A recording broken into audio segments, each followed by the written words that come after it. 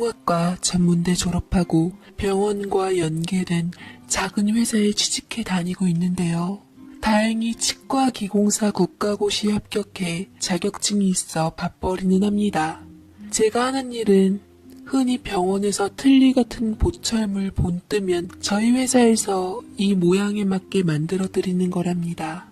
그냥 보기에도 무서워 보이는 틀니나 치아 보철물을 틀어박혀 만들고 있지만 탁 터진 곳이 아니라 마음은 오히려 편합니다.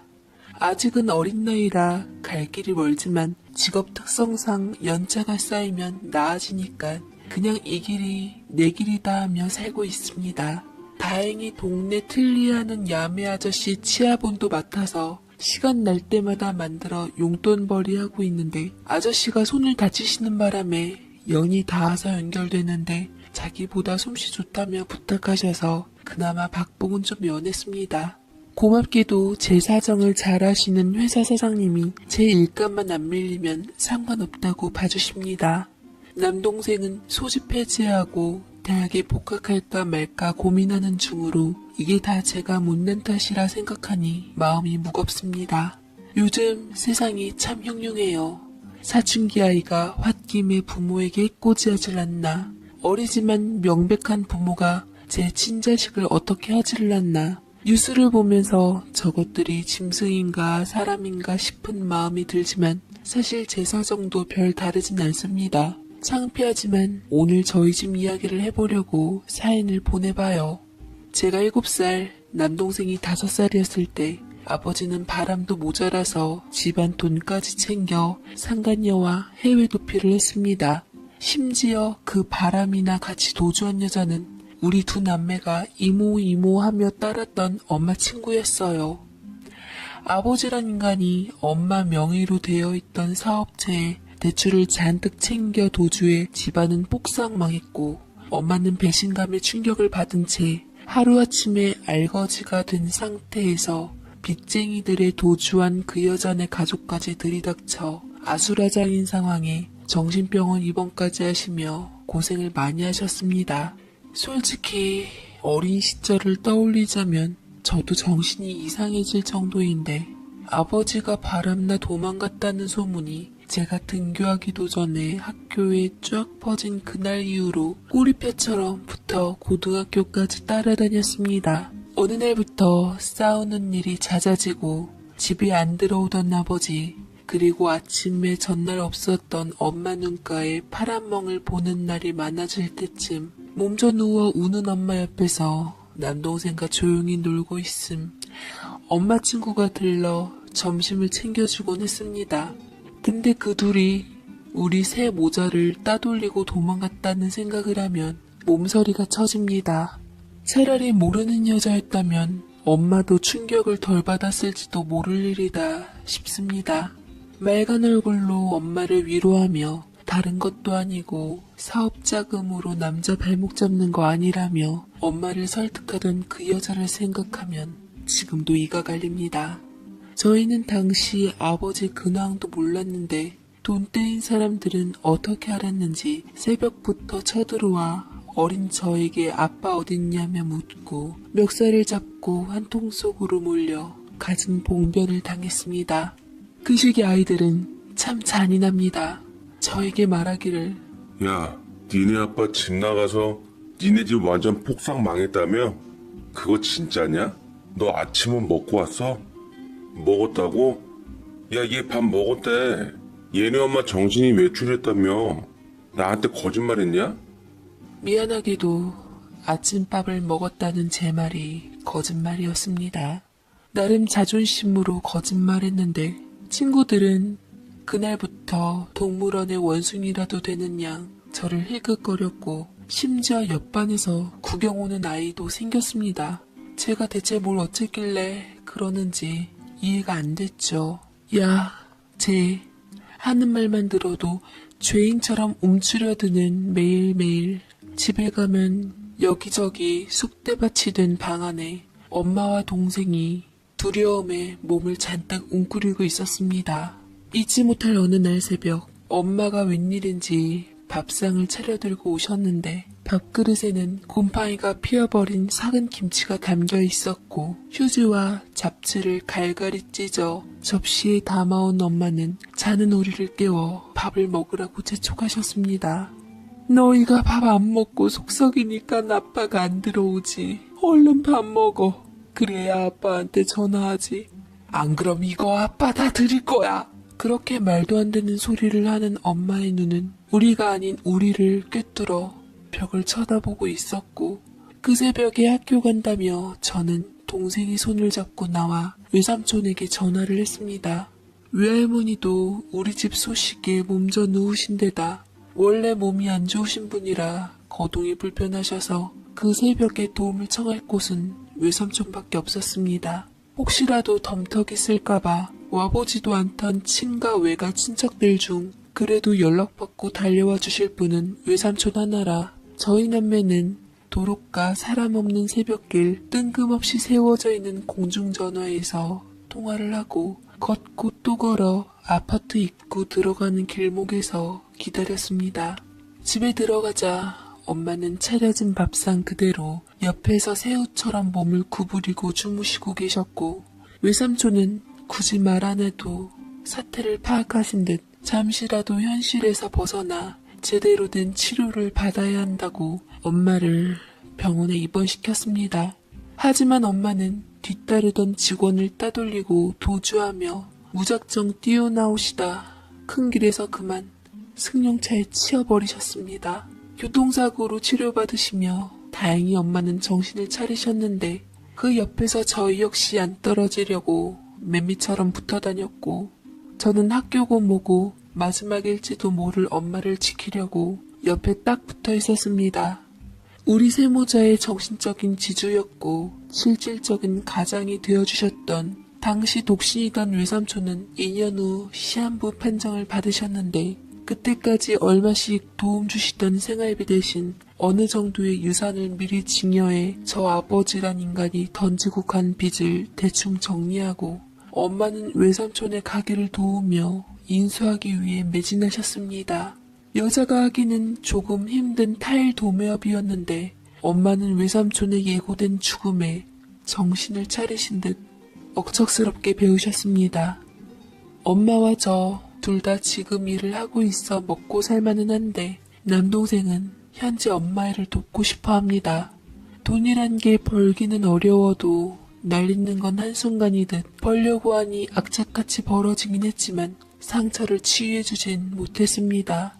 집안 오고 가며 그렇게 친자매 같았던 친구가 내 아이의 아빠와 도주했다는 것, 엄마가 받은 상처는 외삼촌의 죽음 이후 먹고 살만해지자 밤마다 가슴을 쥐어뜯으며 우는 잠꼬대로 나타났습니다.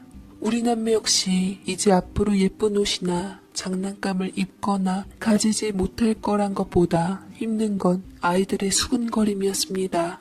밤마다 그렇게 가슴 쥐어뜯으며 우는 엄마 울음소리 듣고 학교 가면 아이들의 놀림이 기다리고 있었던 여고생 때는 남동생 손 꼭 잡고 학교 가는 길에 그 손을 뿌리치고 저는 그냥 어디로 멀리 가고 싶은 날도 많았습니다.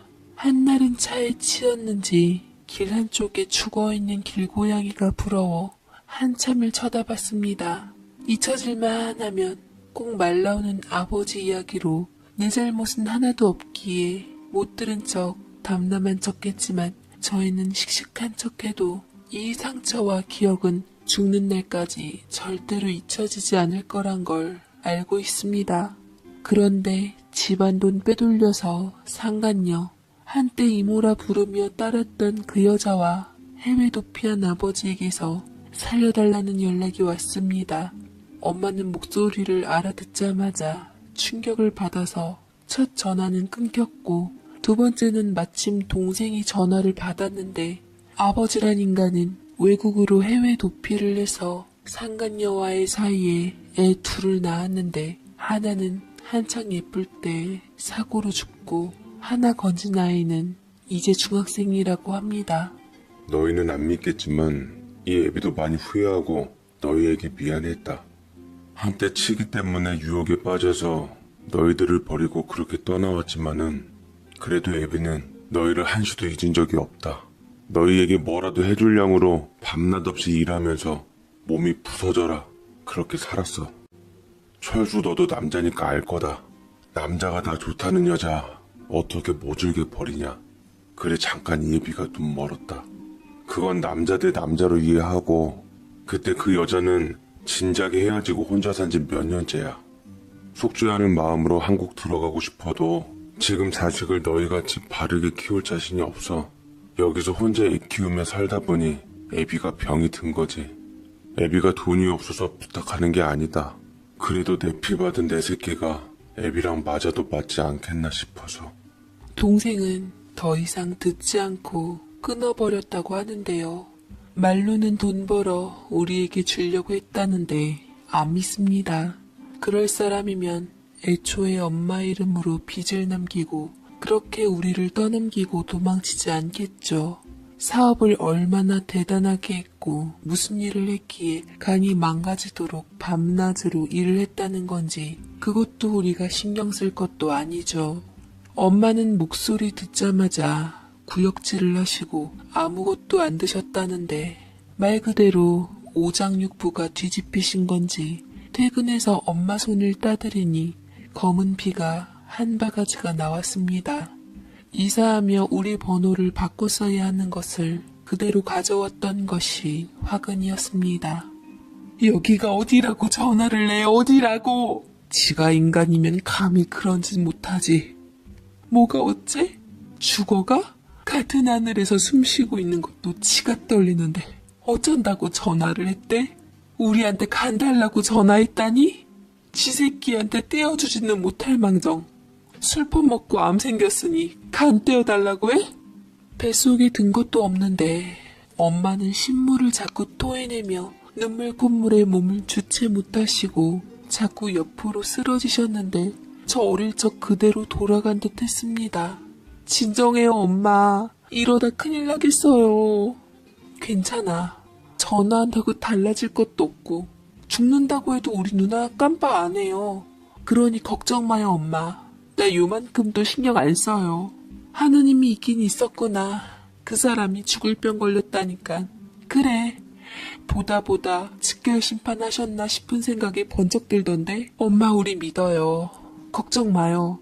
용왕님께 토끼간 바칠 거북이도 아니고 뭔 버린 자식 붙들고 간 타령이래? 저기 순대 파는 데나 가서 알아보라고 해요. 웃기지도 않아 정말. 동생도 그렇고 저도 그렇고 아빠에 대한 그리움은 눈꼽만큼도 없습니다. 아니 오히려 그 사람처럼 경멸하고 모든 인간 중에 최악질인 사람은 없을 지경입니다. 정말이지 제 인생의 아빠란 존재는 저 7살 때 이미 저 세상 간 사람이며 엄마 친구와 도망간 1년도 의리도 없는 자가 내 아버지라고 생각하면 치가 떨립니다. 끝까지 우리 새 모자 굶어 죽으라고 친구인 척 가장한 내연녀시켜 빚을 엄마 이름으로 남기고 나와 동생 돌반지까지 싹싹 털어간 애비 자격 없는 작자가 다른 여자에게서 버젓이 애까지 낳아놓고 무슨 낯짝으로 전화를 했을까. 동생에게 듣자마자 머리가 멍했습니다.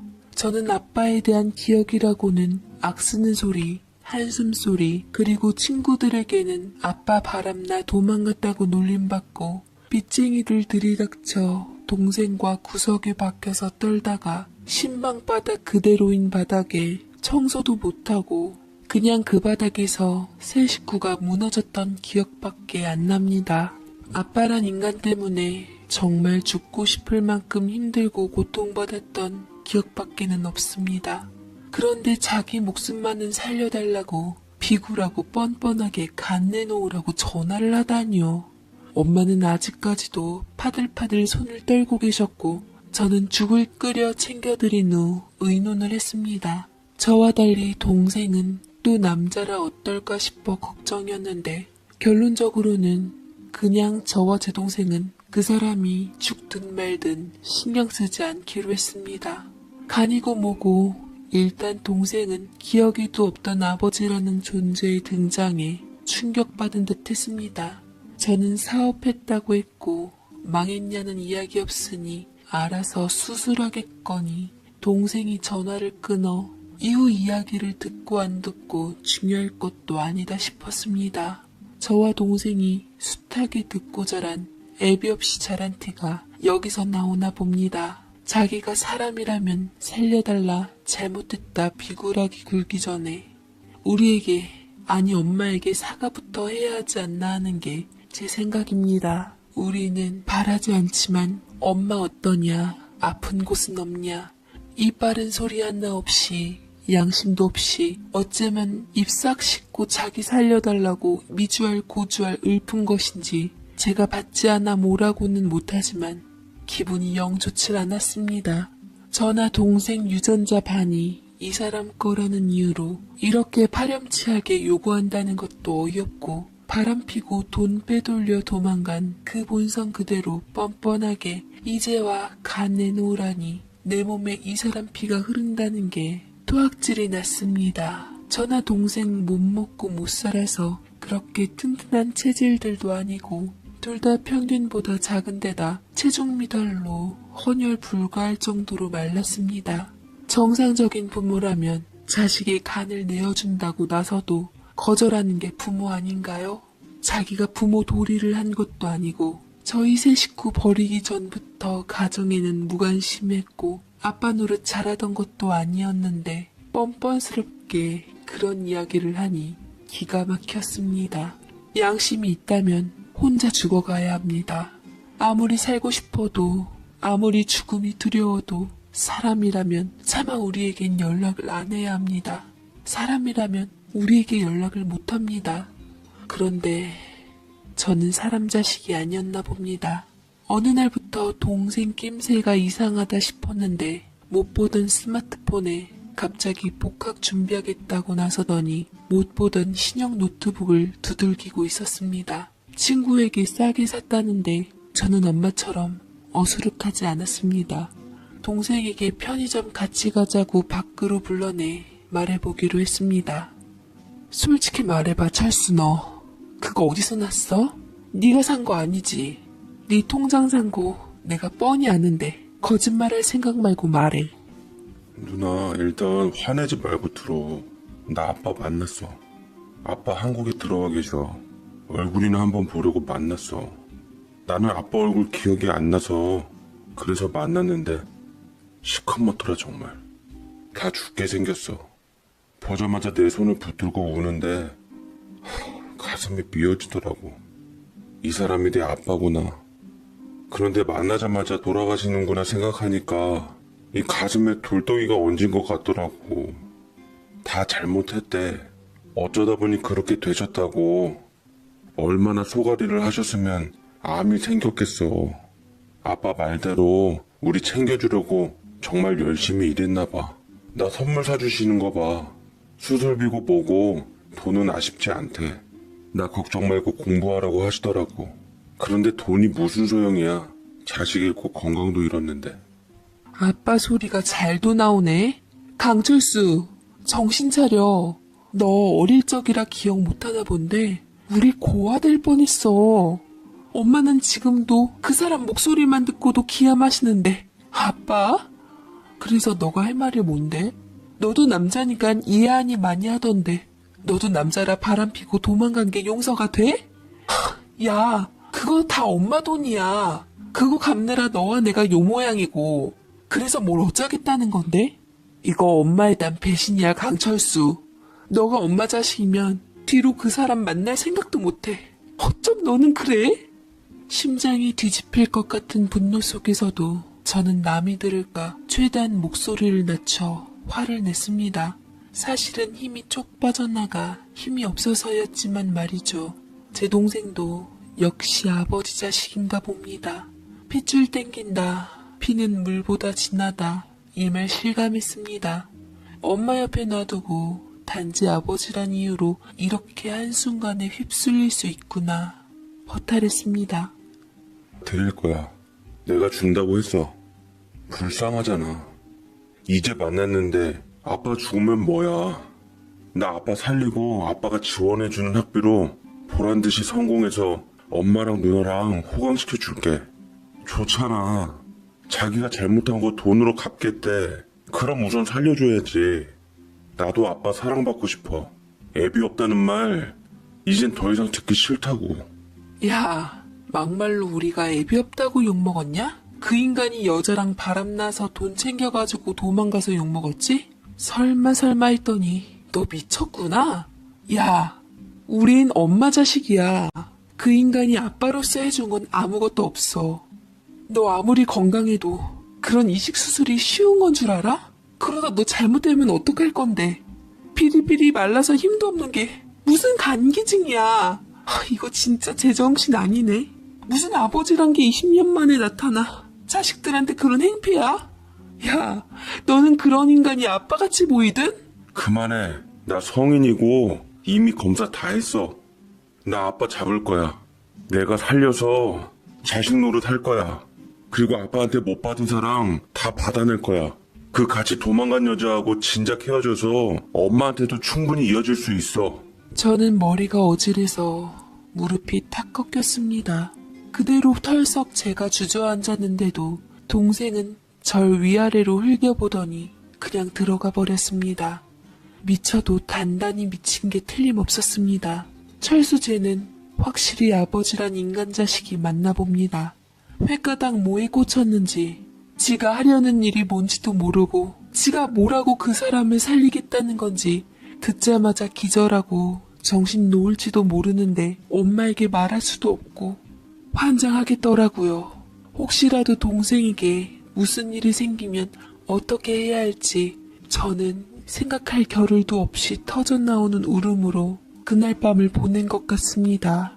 회사에 출근해 일을 하자니 작업이 안 돼서 손톱이 갈라져 피가 나는데도 아픈 줄 모르고 있다가 절 발견한 사장님이 이대로 작업하다 사고 난다며 쉬라고 하시기에 에라 모르겠다 싶어 붙들고 하소연을 했습니다.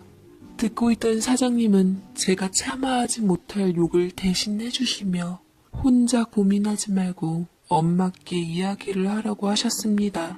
영희야, 나도 그런 이식 수술 같은 것은 잘 모르기는 한데 그게 참 만만치 않은 거다. 너 생각 잘해야 한다. 그 인간은 어쨌든 살려고 발버둥 치는 모양인데 솔직히 내가 아버지 된 입장에서 그 인간 진짜 무서운 인간이야. 어디 나 살자고 내 새끼한테 그런 부탁을 할 수가 있냐? 난 생각도 못한다. 그저 내 업보고 내 죄다 여기며 마지막을 준비해야지. 그렇게 해서 살아나면 발이나 뻗고 자겠냐? 난 생각도 못한다.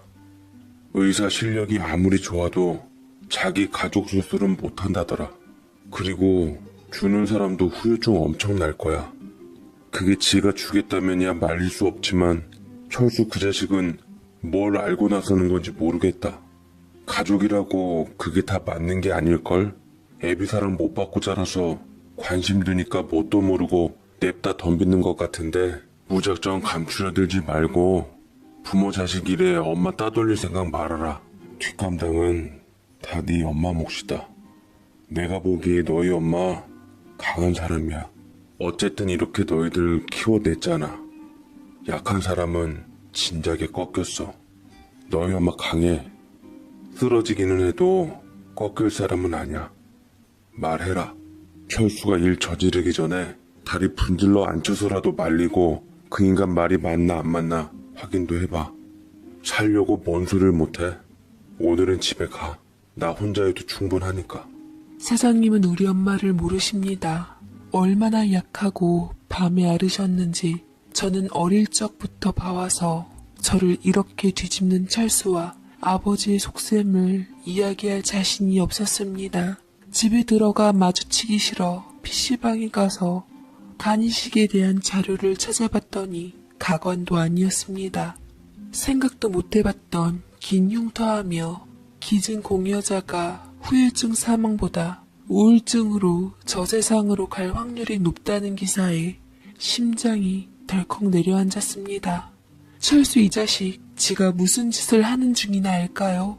제 이메일에 기사와 사진들을 내려옮겨 담으면서 녀석을 설득시킬 자료를 준비하면서도 자신이 없었습니다. 이를 갈면서도 철수가 안 된다고 하면 내 거라도 줘야 하나 슬그머니 그런 생각이 드는 것도 미칠 노릇이었습니다.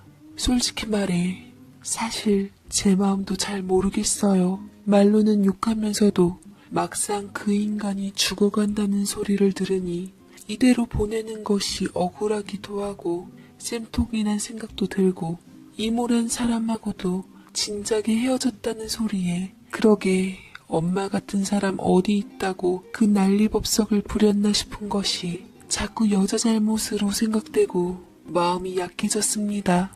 사실 저도 아버지란 존재가 그리운 건 사실이었어요. 어릴 적에 이 인간 말고 다른 아저씨랑 결혼이라도 해서 아빠가 생겼으면 하기도 했습니다. 너는 아버지 없냐는 말을 하도 듣다 보니 집에선 두들겨 맞더라도 밖에선 제 옆에 아버지 같은 어른 남자가 서 있으면 아무에게도 무시당하지 않을 것 같다는 생각도 했었습니다.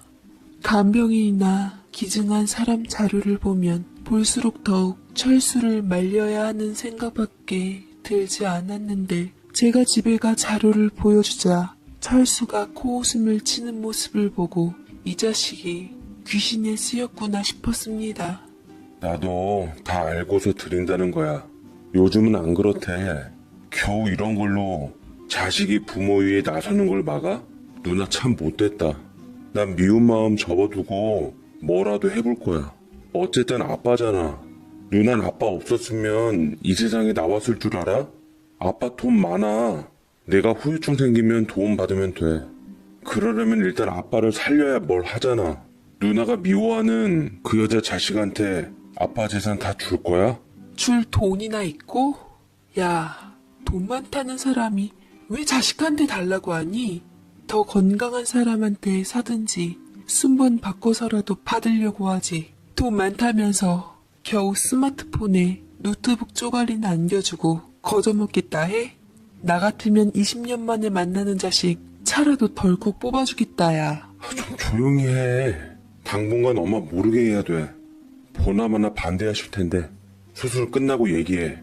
멍청아. 그 사람이 간이 약하면 우리도 약해. 인정하기 싫지만 나나 너 그 사람 피 받은 사람들이야. 네 간은 튼튼하겠어? 너 그렇게 떼어줬다가 후유증 생기면 돈으로 감당 못해. 하여간 부모 복 치질이 없어 너나 나나. 너 엄마한테 쉬쉬하고 수술해줬다가 덜컥 병 걸려 누우면 엄마 몫이고 내 몫이야. 그 인간은 너 갉아먹고 너는 엄마 갉아먹으면서 살겠다는 거야? 말하는 거 봐라.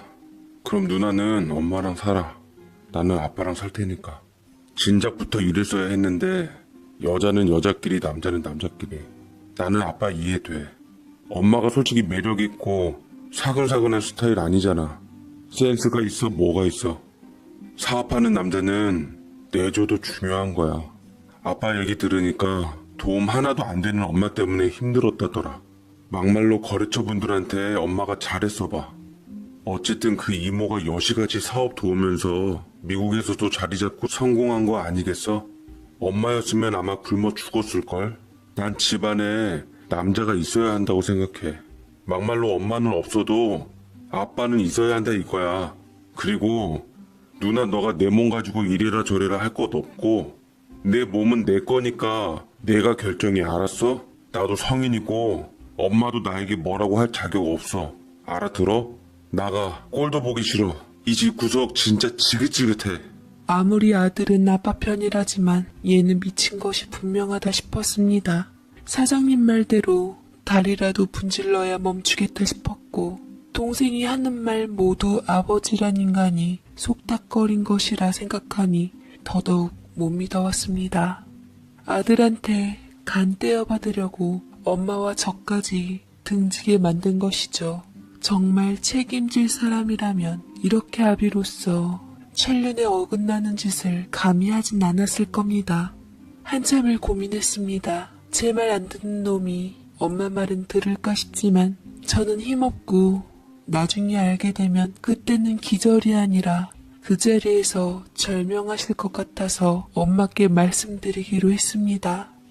나중에 저까지 입 다물고 있었다는 그 사실 자체로도 괴로워하실 것 같았고, 사장님이 하신 제가 엄마를 무시하고 있다는 말이 가슴에 걸렸습니다.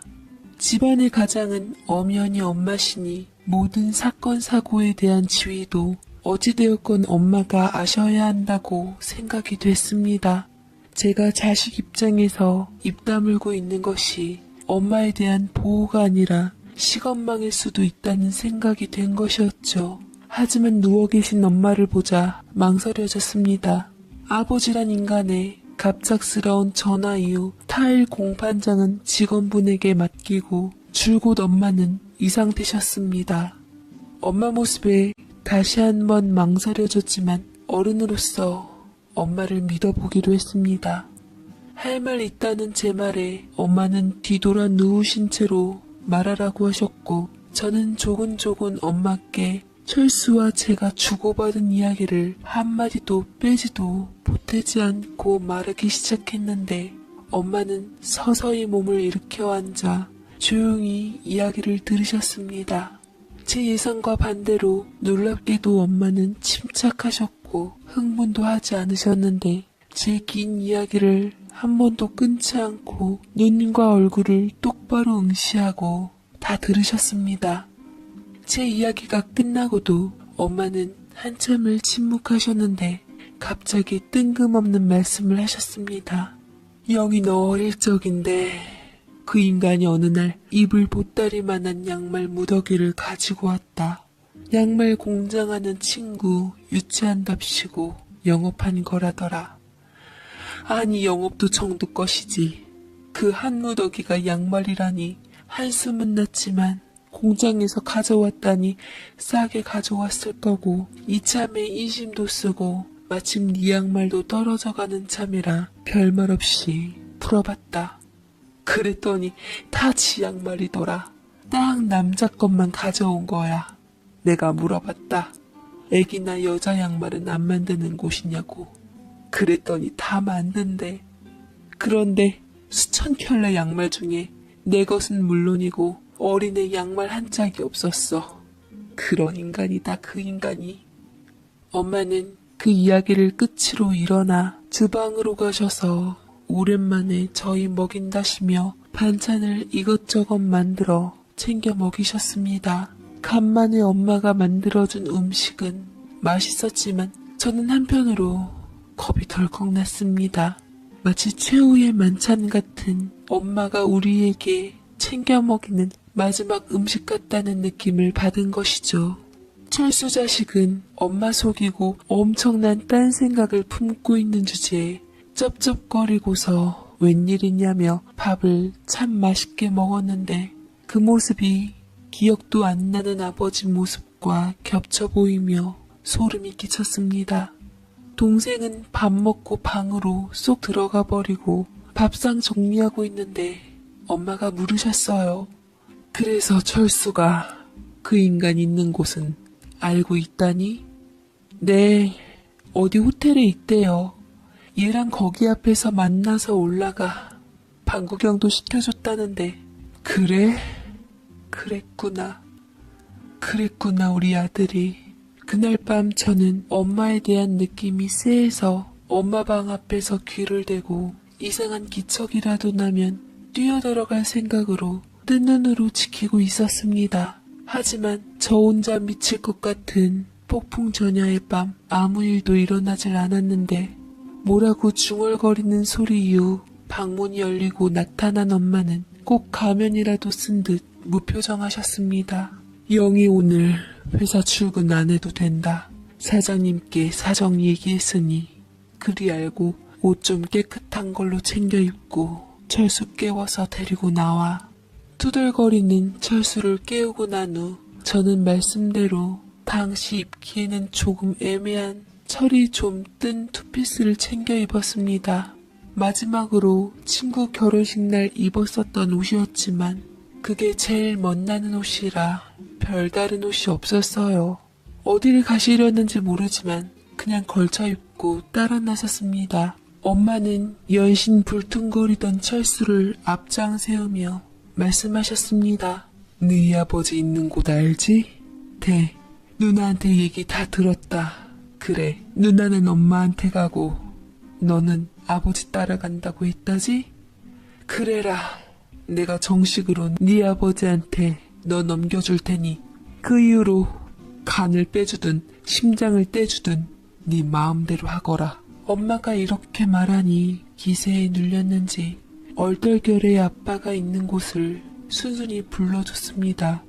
그리고 뒤에서는 철수 이놈이 눈을 부라리며 지 팔꿈치로 제 명치를 가격하는 바람에 순간 죽는 줄 알았습니다. 아버지란 인간이 나타난 이후 철수까지 이상해지면서 안 보이던 모습을 보이고 제 동생이 아닌 것 같았습니다. 아버지가 있는 곳에 도착했을 때는 아침 7시 반이었어요. 엄마 말을 따라 움직여서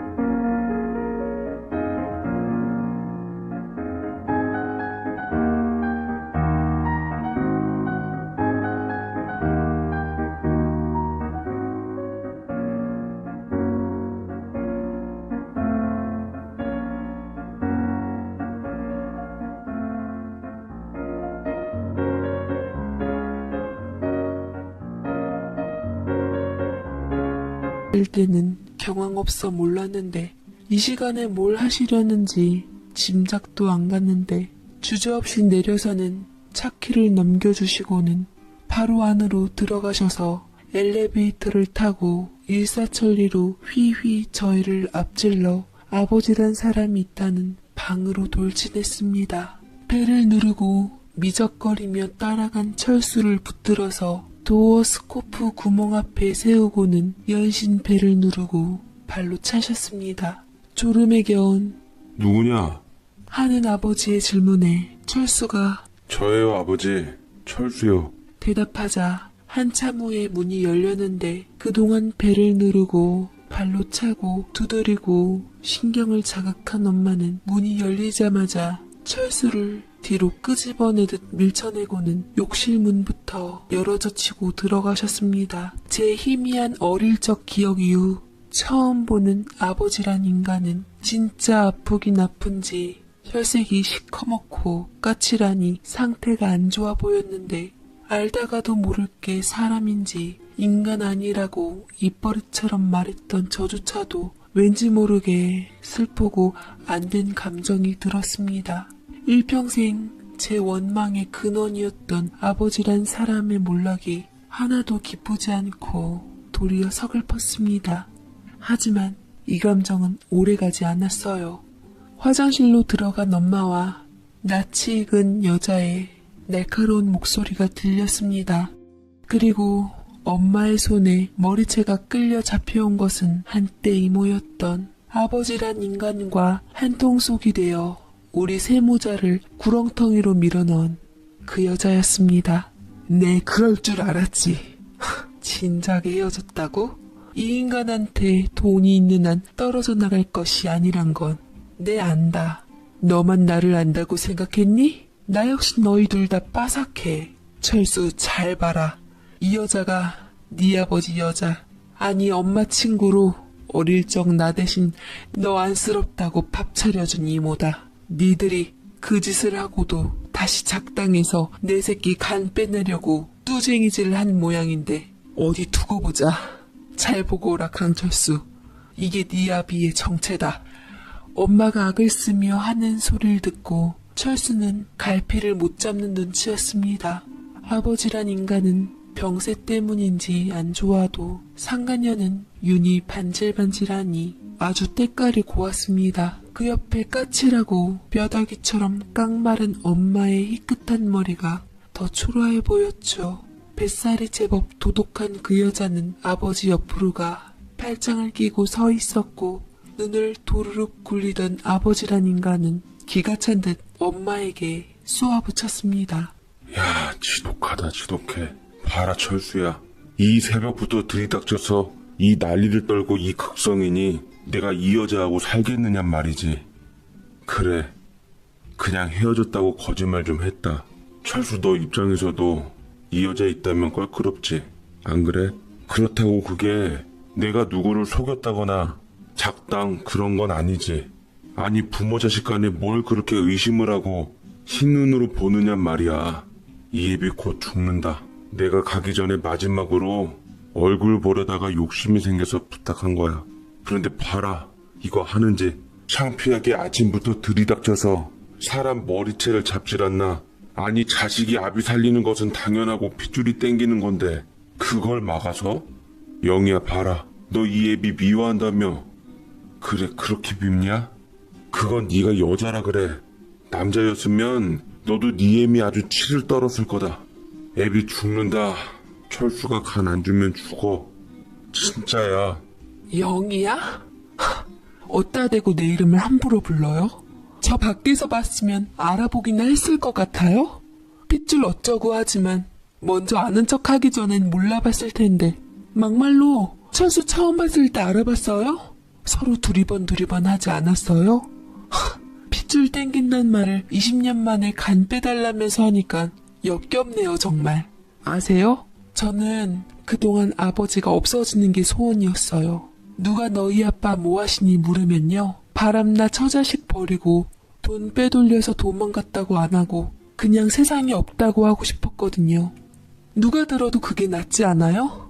어찌어찌하다 세상 떠났어요 하면 동정이라도 받지. 우리 아빠는요, 빚 엄마 이름으로 돌려놓고요, 돈 싹 빼돌려서 엄마 친구랑 바람나 도망갔어요 하잖아요? 참 웃기게도 저희도 그 밥에 그남을 취급받았어요. 쟤랑 놀지마, 쟤랑 사귀지마, 우리가 하지도 않는 일에 아버지 욕 땡겨 먹었어요. 아세요? 그러니까 추하게 발버둥 치지 말고 죄값 인정하시고 좋은 말 할 때 조용히 가세요. 쟤 말하는 것 봐. 어쩜 저렇게 독해? 어? 세상에. 그러게 내가 애 하나라도 데리고 가자고 했을 때 데리고 갔으면 좋잖아. 저거 지 엄마한테 세뇌당해서 저러지. 야, 이제 말하지만 네 아빠 내가 아니었으면 진작 끝났어. 내 덕에 네 엄마 피해서 숨통 틔우며 사업으로 성공한 거라고. 알아? 얼마나 옆에서 애들을 구워 삶았는지 다 반대로 알고 있네. 아무튼 철수가 준다고 했으니 이야기 끝났어. 다 필요 없으니까 나가. 난 철수만 있으면 돼. 아니, 동방예의지국 대한민국에서 말이야, 다 죽어가는 아비를 자식이 살리겠다는데 어떻게 이렇게 쳐들어와서 방해를 해? 뉴스에 나올 얘기야. 어? 철수는 자기가 눈앞에서 보는 것과 아버지에게 여태 들은 말이 혼란스러웠던지 정신을 못 차리고 있었습니다. 아버지에 대한 실망이 밀려왔던지 부들부들 떨며 배신당한 심정으로 입술을 깨물었습니다. 왜 거짓말했어요? 내가 간주면 우리 가족한테 속죄하는 마음으로 산다고 했잖아요. 이 여자한테 배신당하고 정 안 가는 애도 억지로 키운다면서요. 그 몸뚱이를 해가지고도 못 떨어지는 사이면서 왜 나한테 부탁해요? 아직도 우리 앞에서 엄마 욕하면서 왜 엄마 자식이기도 한 나한테 간을 달래요? 철수가 이상한 것을 눈치챘는지 따져 물으며 감정이 겨워 훌쩍거리고 있을 때 초인종이 울렸고 혹여나 방 안의 소란 때문에 카운터에 신고가 들어갔나 싶어 문을 열자 웬 키가 농구선수처럼 우뚝 솟은 남자애가 영어로 썰라거리며 두리번거리더니 방으로 쑥 들어왔습니다. 그 애가 방으로 들어가자 둘 다 얼굴이 사색이 되더니 자기 등 뒤로 감추고 이를 드러내며 으르렁거렸습니다. 이 독한 것들. 내 애한테 손 하나 까딱하면 다 뒤질 줄 알아. 알았어? 철수 너는 결과 나오는 대로 스케줄 잡아서 부를 테니까 그리 알고. 너희 둘 그래 내가 공짜로 달라는 거 아니니까 그런 줄 알고 입 다물고 가만히 있어. 다 누이 좋고 매부 좋은 거 아니야? 내가 후유증이고 나발이고 다 책임질 테니까 일단 간만 받자. 어? 나 죽기 전에 일단 뭐라도 해보자고. 철수 저건 젊어서 잘 챙겨 먹고 그러면 괜찮아. 요거 남기고 내가 어떻게 가냐. 나 살려주면 내가 요 자식이 번 것도 너희 좀 떼어줄게. 얘 NBA 노리는 애다. 철수는 보기에도 처량하게 그 아이를 바라보고 있었습니다. 두 사람이 등 뒤에 감춰봤자 어깨부터 훤히 드러나 보이는 아이는 아버지를 참 많이 닮아 있었고 우리와는 비교도 할 수 없게 훤칠하고 튼튼해 보였습니다. 돌아가는 것을 보자니 그 인간의 소중한 자식인 그 아이 대신 이미 버린 자식인 철수를 희생양으로 삼은 것이 분명했죠.